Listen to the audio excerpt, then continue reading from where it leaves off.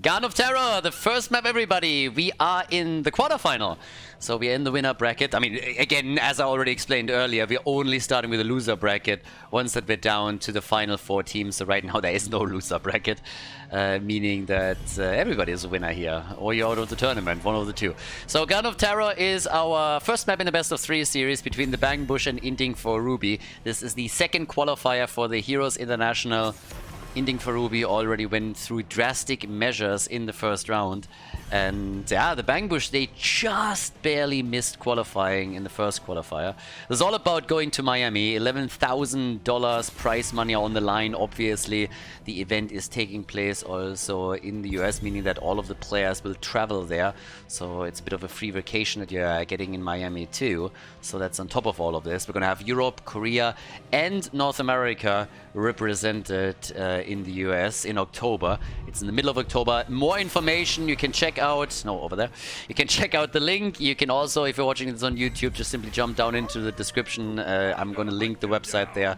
And I'm also going to link the crowdfunding. So once again, guys, if you want to support this tournament, if you want to have more of them in the future, it's one of the things that you can do. Check out the GoFundMe. And every single donation is being made there is also being matched by our sponsors. So keep that in mind. And we are going to use that to increase the production value, to just get better assets, get more casters, more people involved, and all of that. So already confirmed is that we're going to have Tim there, aka Trixler. So we're going to reunite the HGC boys, at least on the European side, to lead you through the tournament. I'm going to be there myself as well. And it's actually pretty cool because a lot of people out of the community have already mentioned to me that they're going to, that they're planning a trip, that they already booked hotels and flights, and so it's going to be pretty sweet. It's open to the audience. Again, more information, you can go to the website and check it out for yourself. Now, Bang Bush bans out Uther, and again, against Inting for Ruby, that makes perfect sense. Fish is not going to take it this time. The Hammer is banned. Don't want to risk that Ultralisk picks it here. We get Genji also eliminated. And it's time for Tai to unleash either his Tracer or his Vala. Tracer or Vala. You know what I'm missing a little bit? I'm missing the big boy Zeratul plays from people like Dainu, Tai, and others. That's really what I'm missing a bit. We need more Zeratul action. Where are those Zeratuls, you know, that are just jumping around? And honestly, you know who I blame for us seeing less Zeratul in Europe? I blame the bloody Americans.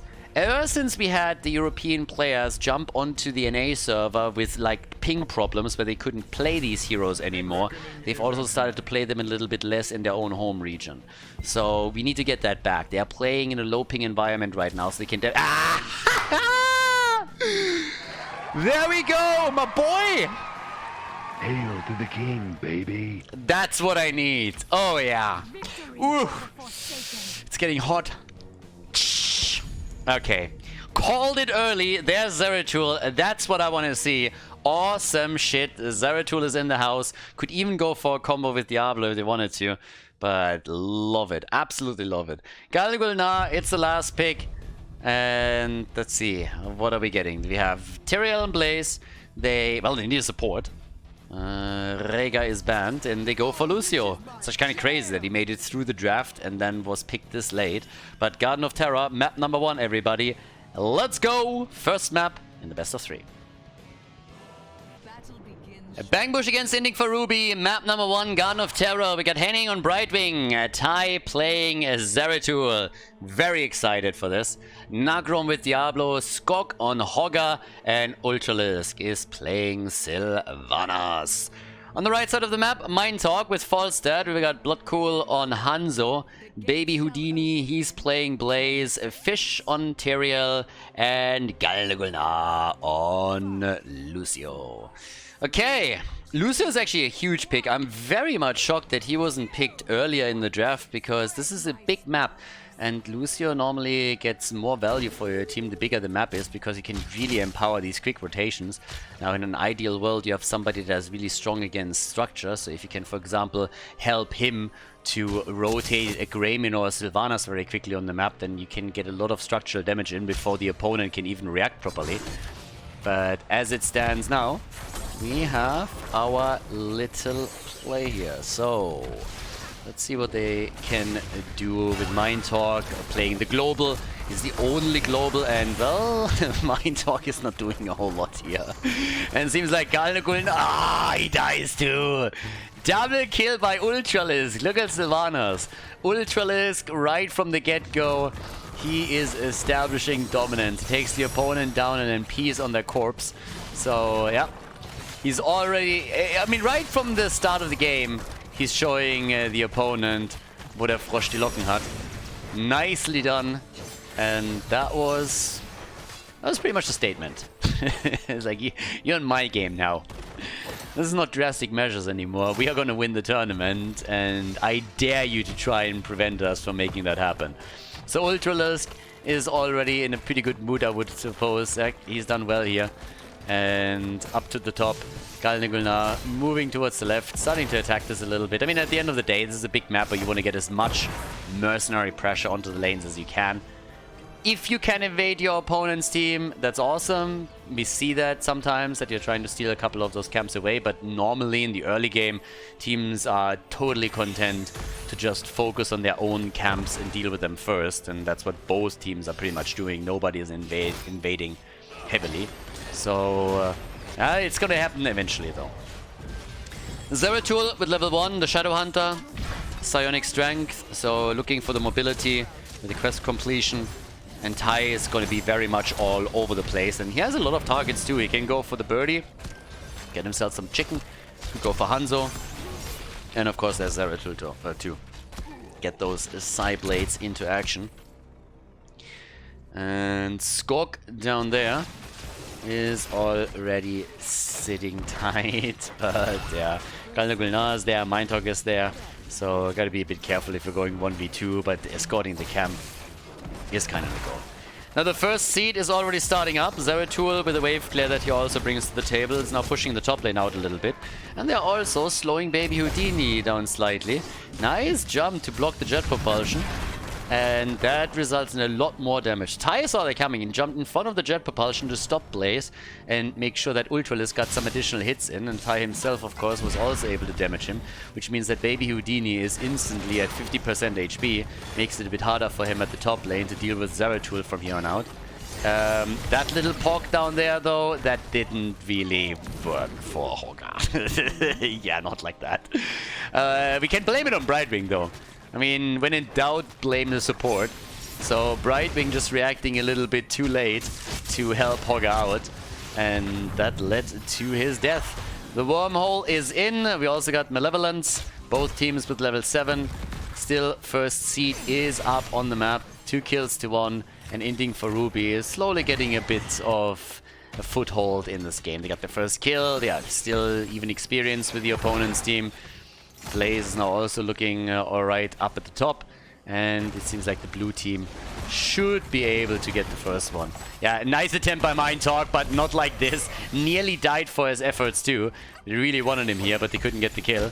Zeratul also eager to contribute, and is just jumping in and out. He wanted the birdie. Yeah, really wanted to take him down, but couldn't. And Tai himself still needs to get out here. Shouldn't be a problem for him.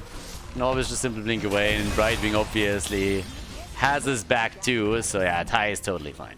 Level 10 is when things are really going to start popping off. I mean, we are still expecting Might of the Nerazim, of course, for Zeratul. On the one hand, I really like the combo with the VP into an APOC, but it's pretty... I mean, again, if it doesn't really work out, if you mistime it a bit or your opponent is dealing well with it, stunning one of the heroes out, for example, then you're wasting 2 of your cooldowns and not going to get any value out of it. It's nice when it works, but it very rarely does these days because so many teams are just good preventing it from having a big impact. And I also really like the mobility build that you have with Might of Nerazim. If you have a good Zeratul player, he can rip the opponent's backline apart. And it's always amazing to watch it. So 2 kills to 1. Level 10 abilities, soon TM. And with that, we now have yeah, first seed for the red team. I guess. Are they going to be stopped? Yes, they are. Still not able to take this, so the fight is still ongoing. 5 versus 5. Now that Sylvanas is here, but she's a bit late to the party. Zeratul is trying to wrap around on the right side to get a better shot at the backliners. Skork is low. Nice damage. The birdie and everybody in the backline is low, but so is Zeratul, so he can't just easily move in and take him down. But with Lucio falling, that means the support is gone, and the quest is completed too. We have Falstad already piecing out right there. The second seat has been taken. And Hanzo gets murdered by Zeratul. So Tai finds his target after all. Has gone as expected for the Might of the Narazim. Diablo with the Apocalypse.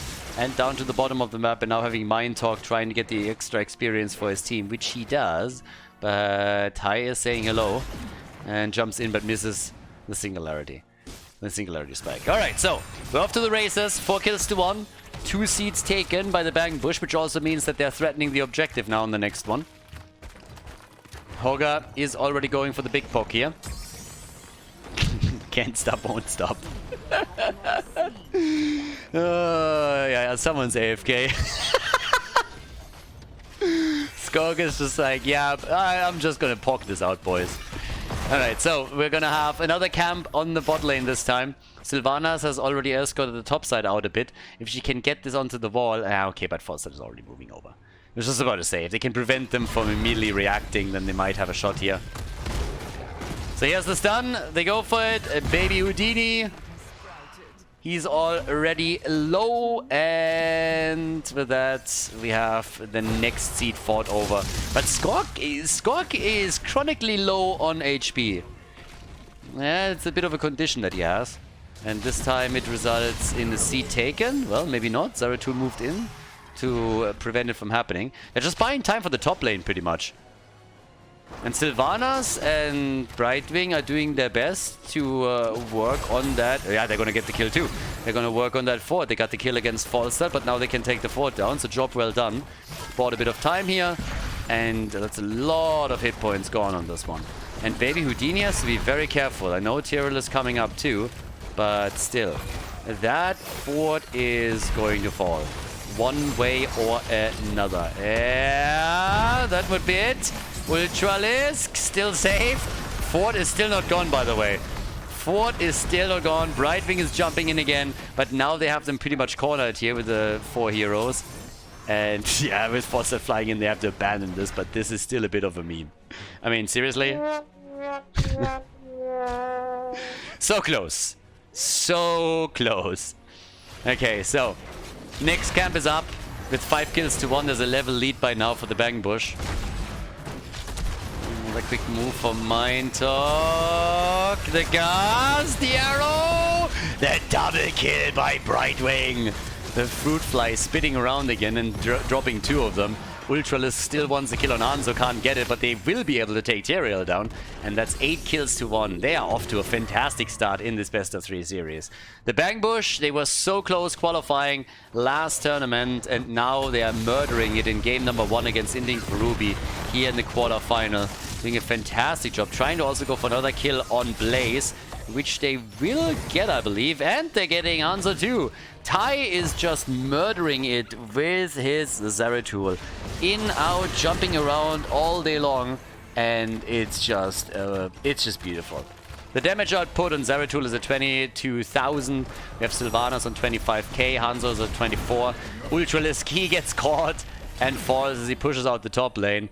But at the bottom of the map, Zeratul is now also escorting a few of the minions in, and Diablo is helping out too. They got the seed that was spawning here, and it's just a disaster for Inting for Ruby. That kill against Sylvanas might just be the saving grace for now. It makes it easier for them to defend.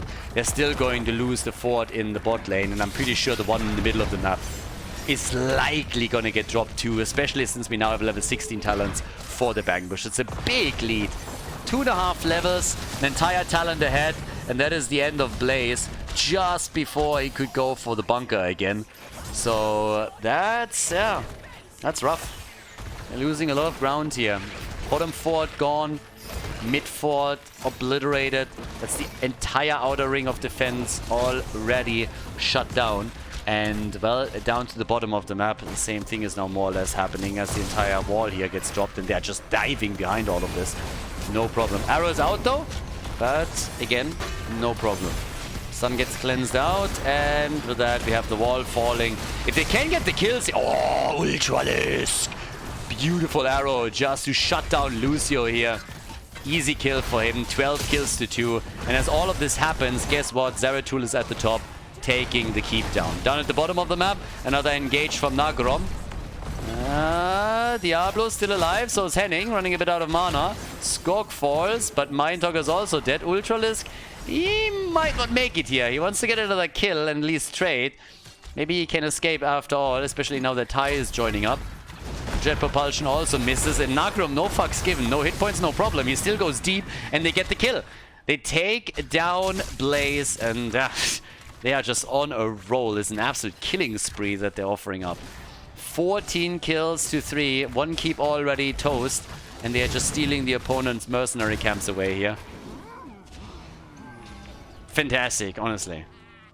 And this is exactly why I want Zeratul back in the meta a little bit more, exactly for situations like this one. Tai is doing such a great job here, and one of the things that Europe really excelled with were just the Zeratul plays in general. There were so many... Cure, for example, also adopted the European build after it was played a lot here, and he was one of the American players that then was really able to also bring it out. But especially Dino and Tai, with that consistent battle that they had with their Zeratuls, when they were just diving around and ripping teams apart, that was always a lot of fun, and I love that Tai is bringing this back a bit. And you can tell that his Zeratul play has a huge impact on this game. For Inting, for Ruby, it's just so tricky to get any of these squishies exposed. And Zeratul is just threatening that backline over and over again. Even when he doesn't get the damage or the kill in, there's always the threat of him making another move for it, and that keeps those backliners in check. So now we have a camp that gets taken. Yeah, no risks taken by Tyrael as he locks that in easily. Tai is moving back, falls that, jumping after them, and might get punished for that. Tai already with a bit of damage, but the stun! Tai still making it out. That Gus was a bit too late, but yeah, they're really desperate to shut Zeratul down so that they can get some kills here. Apocalypse also YOLO'd out a bit too early. I mean, again, 3-level lead, half a level until level 20. The more time they can waste up at the top, the better for the bot lane, where we now have a mercenary camp pushing for the keep. Falstad really needs to get over there. Yeah, I guess it's gonna be a Hanzo? No, nobody is making a move for it. I actually don't know what's happening, because that's gonna be a keep. With Sylvanas moving in, good job by Ultralisk identifying that early. And yeah, there's nothing that they can do about it. So the camp at the top at least gets taken. I guess they sacrificed it when they realized that the rotation would be too late. But that's the second keep gone now, and that's a bit of a disaster for Inting for Ruby. They're pretty much pinned down in their base now, which is a big problem. Level 20 is also ready. And oh, the sanctification in the nick of time to save Lucio. Brightwing with the invisible friends, the Shadow Strike for Zeratul. Hellgate, Bolt of the Storm. So much mobility right now. Survivability is also just increasing with those level 20 choices. In addition to that, we now have 41,000 damage for Sylvanas, 45,000 for Hanzo, but all that poke damage doesn't really do anything for him. Ultralisk has done a fantastic job in this game. He's been pushing out the side lanes, he's gotten kills, oftentimes even solo against an opponent. But now we see them moving in once more. This time up at... Ooh, careful. Up at the mid lane. And Zeratul is already going straight up to the top side and is trying to escort another double minion wave and a camp towards the core. So yeah, here's the hits. Coming for the next one. Careful, Nagrom. Ah, they're gassed again. But they're still all alive. The bunker sanctification is not ready. They're still trying to use everything that they have in their arsenal to keep the heroes alive. A good arrow too, but it's just not enough to save Blaze. So he's already down. Tyrael dies, so does Lucio. It's about to be a 5-man team wipe. They're getting everybody here. Minddog flying out, gets hit anyways. That's a kill, that's a wrap. The Bang Bush with the lead in the best of 3 series against Inting for Ruby. GG and well done. Before we head into game number 2, make sure that you subscribe to the channel if you haven't done it yet so you don't miss out on any future content here on Khaldor TV. Infernal Shrines, the second map in the best of 3 series. We are still in the quarterfinal. So, the Bang Bush with a strong opening here against Inting for Ruby. I love that we saw Zeratul again. Awesome, good stuff. And, of course, the question is, can they now make this a 2-0? Now, the interesting part was that Inting for Ruby, as we finished the first map, they instantly invited me to the next lobby. So, they didn't go for first pick, first ban, which a lot of the teams that lose a map do, but instead they said, we want to pick the map. And they came right in with Infernal Shrines, so it was very, very fast. With Inting for Ruby being a team that leans to occasionally just, yeah, I mean, first of all, int a little bit, but also they're always ready for a cheese. This could happen now. They like the little cheeses, and a lot of them are actually not all that bad. I think they're getting a little bit of a bad rap because this is the problem when you're cheesing an opponent. You come up with a strategy, and a lot of times the team that cheeses is a team that comes in, you know, they think like, hey, we're the underdog here. We have to come up with something interesting and really surprise them and just like throw them off their game a little bit. So how do we do that? We come in with a strategy that is specifically designed and is a bit of a risky one. And if it works, then everybody hails you as, oh my god, this is so smart, they are so good, this is amazing, they came up with this perfect strategy, whatever. If it doesn't work out, no matter how well you play it, if it doesn't work out, then you're always getting flamed. So there's always, it's by the same people, by the way. So if it works, then you are a genius. If it just barely doesn't work, then it's like, ah, this was so obvious. What are they doing? So yeah, it's always the same shit. I personally really like it when a team has a couple of cheeses. I mean, the McDonald's strategy from Fnatic that we went over multiple times is a very good example. We saw that Chogal cheese during the Korean qualifier, which was very fun. And I wouldn't put it past Inting for Ruby to try and pull something like that off again. Now, they're starting things off with Blaze and Hogger, so that makes it a little bit less likely that we're going to see some X-Factor picks that would have the big impact here. But generally speaking, I really like the idea. I feel Inting for Ruby in particular gets a bit of a bad rap for it, because they are on a mechanical level and also just on a skill level lower than the top 3 teams in Europe by quite a bit. And most of the time when we see them execute these cheeses, it is against one of the top teams, and obviously it's very difficult to just bridge that skill gap and then overcome the opponent. But it's already rough for them here from the get-go. They banned Sylvanas out this time, they got rid of Sergeant Hammer, but when Ultralis gets his Maiev, that is oftentimes really problematic. So, yeah. But again, what else are we now getting? We have the double pick coming up. We got the right wing again as a support. This is already really nice one. I gotta say also, Nagrom today has been looking quite good. We get Deckard Kane and we get a Junkrat, with Fish being the last one to pick now. His Uther's banned out. Ty with his Vala. I mean, honestly, this is my birthday was happening here. First, I'm talking about I want to see Zeratul again. I get him. I also mentioned that I would love for him to play his Vala once more. Now we have in game number 2 him immediately going for the Cowgirl. I mean, yeah, that's exactly what we need here. Love it. Good stuff. We get Sonya, so pretty heavy frontline, triple melee, and in addition to that, Ty on Vala, it's Infernal Shrines, multi-shot build does wonders for you here. Fish has to bring this draft together for the red team now. And it is the first match point for the blue team. They want to move on to the semi-final. And yep, with that, let's go.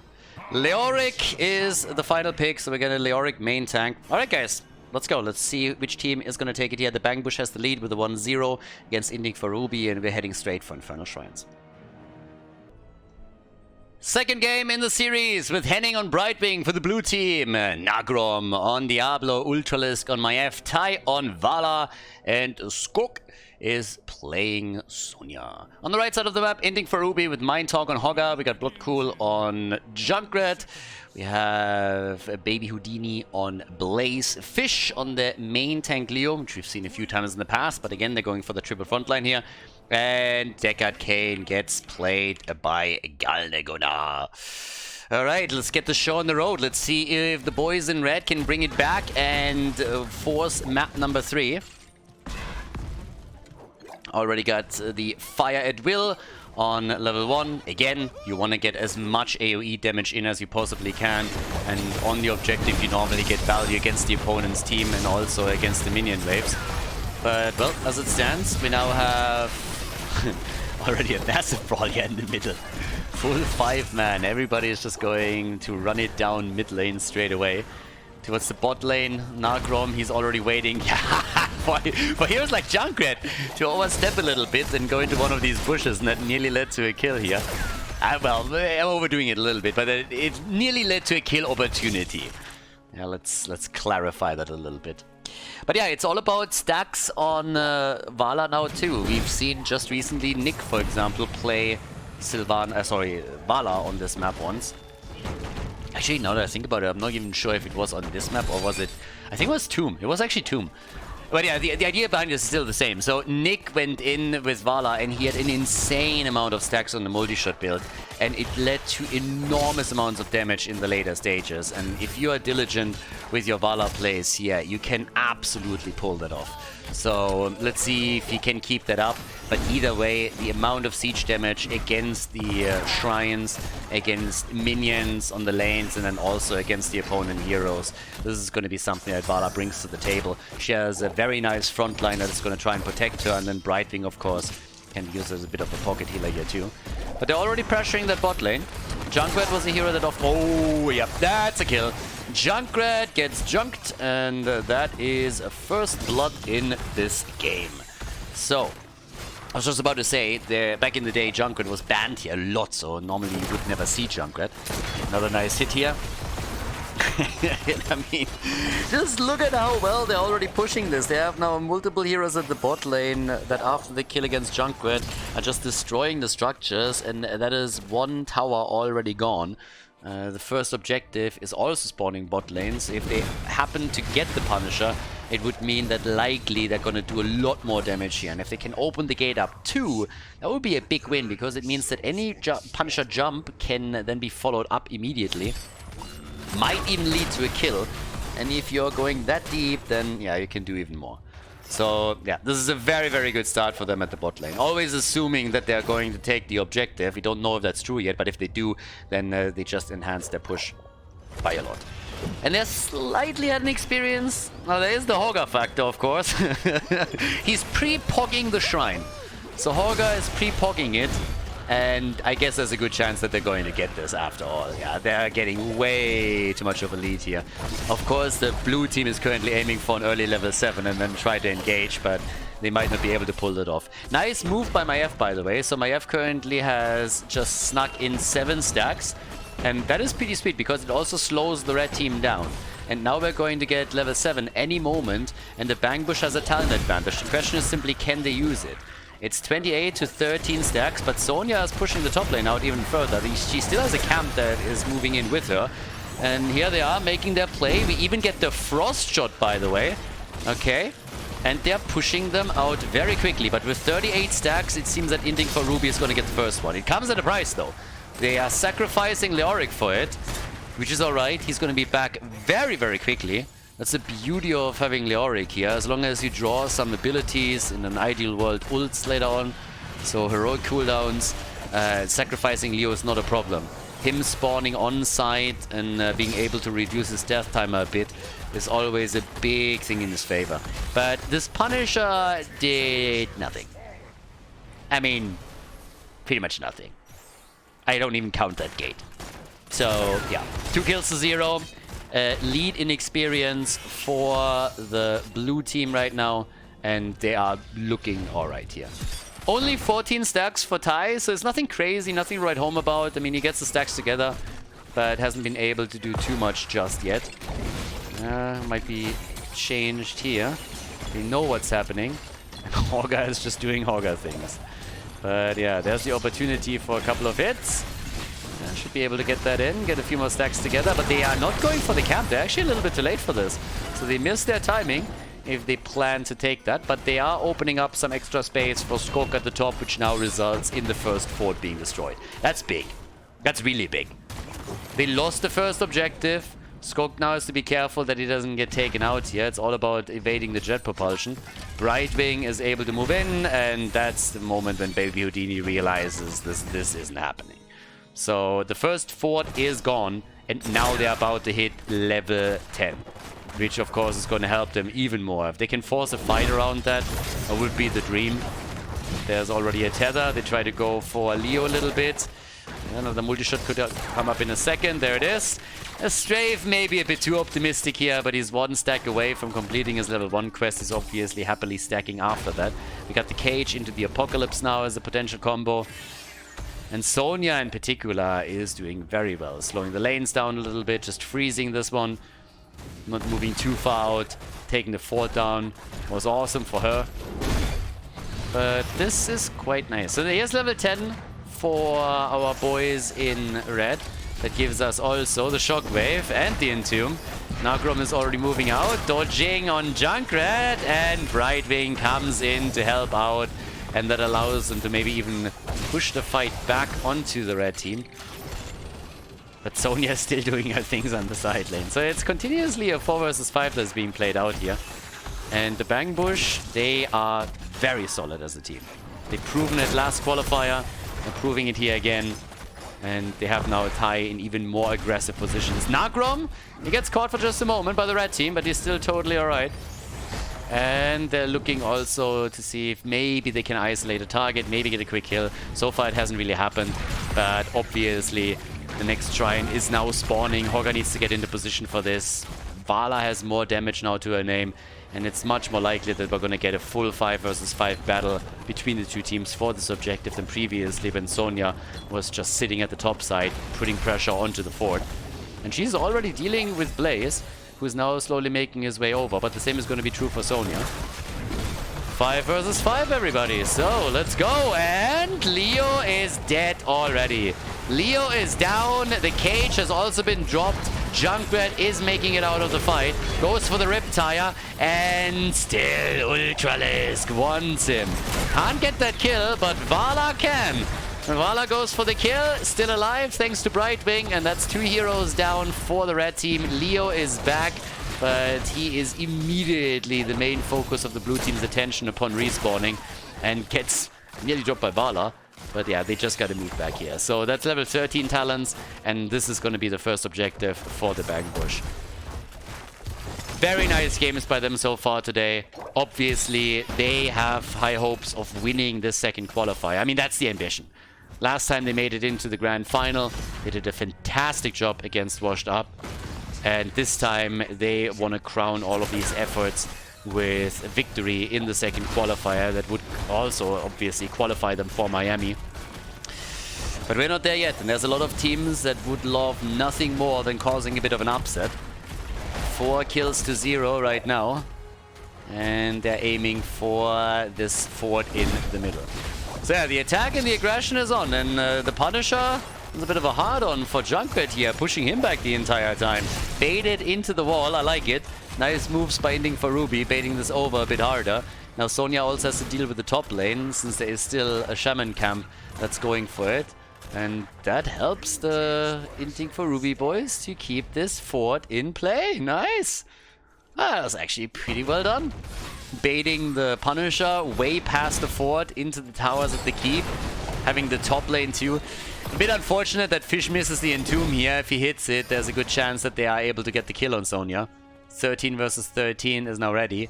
There's obviously still a big gap in experience, and that is a bit of a problem. I mean, right now, as you can see, Brightwing now also moving in as they're going for the next big fight here, but Junkrat this time he dies. No, Deckard Cain dies, the old man. Sorry, the geezer is gone. Yeah, bye-bye Boomer. But we also have Diablo down, Leo down, and Baby Houdini will fall too. It's a triple, baby! 7 kills to 1. And the world is their oyster. Bang Bush going for the fort in the middle. 32 stacks for Vala. The damage output, she's sitting at 38,000. 38k for her already as is. And yep, that is not looking too bad. 2-level lead now, full 2 levels. Level 16 any second, so that's an additional talent that they have. About to paint the map blue as well, as they are taking pretty much every single camp that is still up. Just timing the one at the top left a little bit later. And yes, there's a 16 talent. Vala with the Manticore. And I don't want to be the frontline heroes now. Yeah. Oh, nice! What a cool move by Nagrom again. Nice wall stuns. And now they're body blocking baby Houdini. He's like, hello? Can you let me play the game a little bit? And like, yeah, not today. They're following up, and they're even able to chase him down and kill him. So, wow, that's 2 heroes at the top lane gone. Well done by the Bang Bush. You can really tell that they're not wasting any time with this. They want to go for it immediately, move on to the semi-final. They lose Ultralisk though, so yeah, this time he was a bit outplayed. But Nagrom isn't done yet. Nagrom is not done today. No, he's just simply going for it and saying like, alright boss, I'm going to show you how it's done. It's hit by Deckard Cain, that's the Rip Tire. Yeah, zoning them as best as possible, but not able to push him back too much. And Skork is pretty much using his PhD in PvE to consistently push out the top lane. And every now and then he throws in his PvP skills too when he goes 1v1 against those side laners. I was a bit outnumbered and currently waits for Brightwing, I suppose. But if I'm not mistaken, Brightwing is still on cooldown. And that leads to Sonya finally falling. So Skork making huge problems at the top, but finally he's being dealt with. Tai is now also about to fall, and just look at this! Inting for Ruby! Applause, applause, they're getting there. Nice! 9 kills to 5, so all of a sudden they're getting a couple of kills in. They're starting to close this gap in experience. Not by much, but it's a start.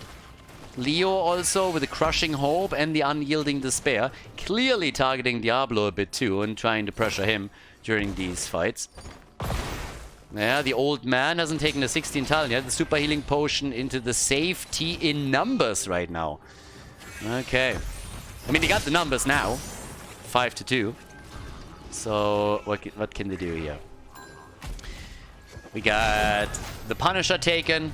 Yeah, the kills couldn't have come at a better time. Objective up, they take it. Maybe they can now also drop one of the forts. That would be the goal, of course. Can they pull that off? Well, that's the question. And we're about to answer it. Well, they're hitting level 18. They're really closing this gap. It's half a level now. There was a 2-level gap earlier. And they pretty much completely closed it. Not quite yet, but they're working on it. But yeah. Then they get shut down by Sonya, who is trying to take revenge and redeem herself a little bit for that earlier death. Now the bottom fort has still fallen, so that's the first outer structure that Inting for Ruby was able to claim. But yeah, Vala in the middle, 40 stacks for her by now.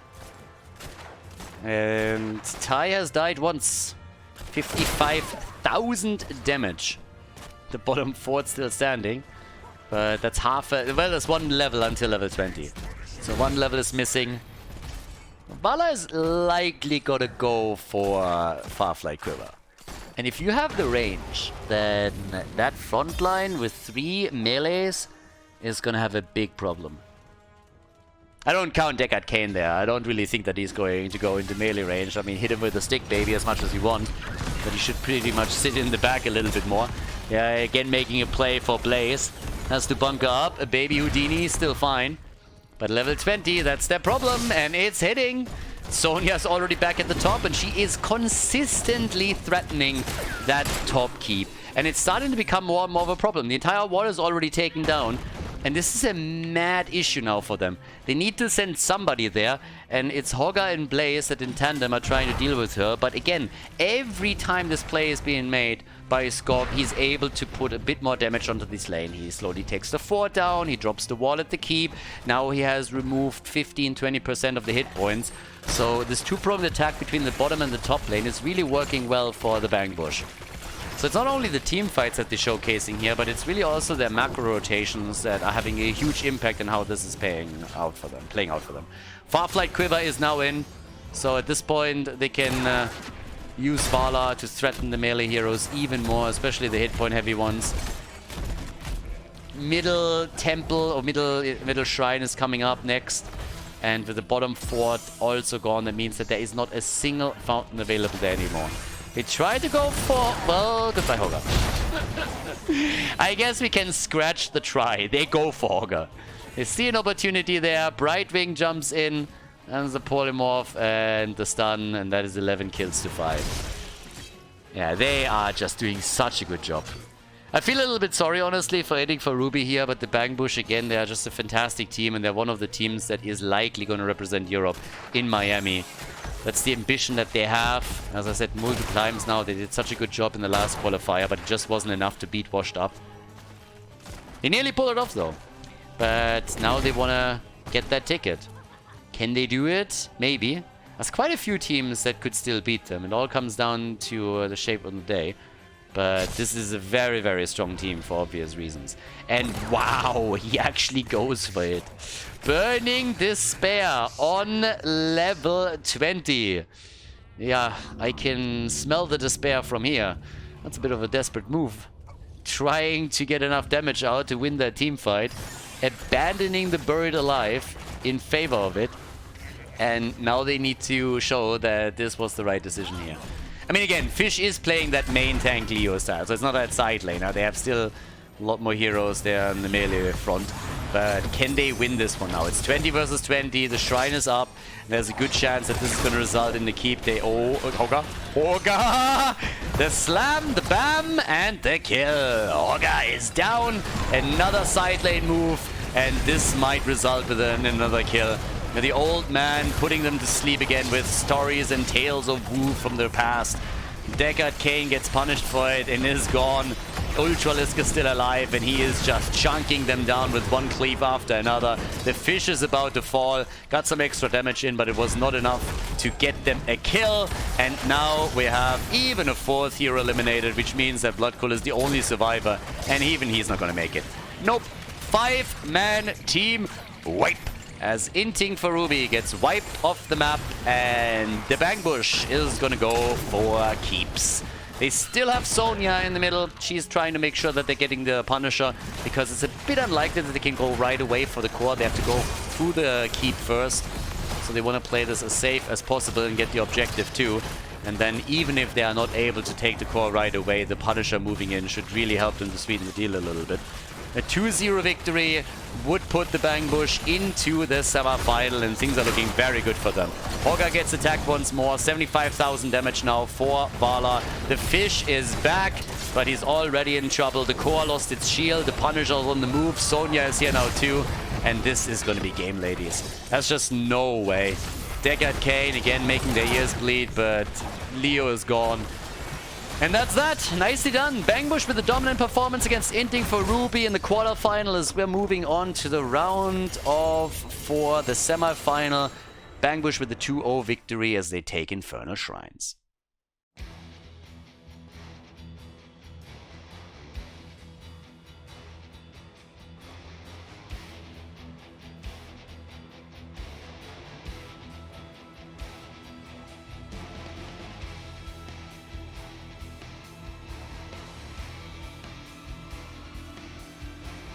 Thank you everybody for watching the video today. I hope that you enjoyed the show and the commentary.